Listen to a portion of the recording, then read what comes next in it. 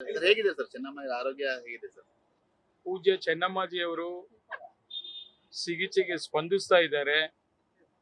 ಅವ್ರದ್ದೇನು doctor ಅವ್ರು ಏನೇನು ಆಗ್ಲೇ ತಪಾಸಣೆ ಎಲ್ಲ ಮಾಡಿದೆ ತಕ್ಕಂಥದ್ದು ಎಲ್ಲ ಕೂಡ ಚೆನ್ನಾಗಿ ಗುಣಮುಖರಾಗ್ತಾ ಇರತಕ್ಕಂಥದನ್ನ ಡಾಕ್ಟರ್ ಜೊತೆಲೂ ಕೂಡ ಕೇಳಿ ತಿಳ್ಕೊಂಡೆ. ಮತ್ತೆ ಆ ಕಂಪ್ಯೂಟರ್ ಸಿಸ್ಟಮ್ ಬೋರ್ಡ್ ಅಲ್ಲಿ ಕೂಡ ಎಲ್ಲ ಕೂಡ ಅದು BP ಇರ್ಬೋದು, ಬೇರೆ ಬೇರೆ ಎಲ್ಲ ಕೂಡ ಪಾಸಿಟಿವ್ ಆಗಿ ತೋರಿಸ್ತಾ ಇತ್ತು. ಅದನ್ನು ಕೂಡ ನಾನು ನೋಡಿದೆ.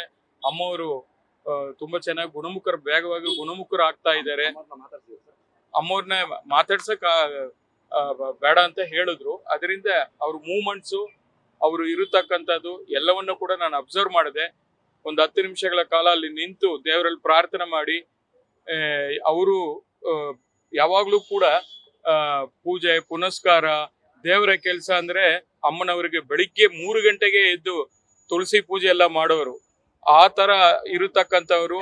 ಇವತ್ತು ಆ ದೇವರ ಆಶೀರ್ವಾದ ಅವ್ರಿಗೆ ಸಂಪೂರ್ಣವಾಗಿ ಇದೆ ಅಂತೇಳಿ ನಾನಂತ ಭಾವಿಸಿದ್ದೀನಿ.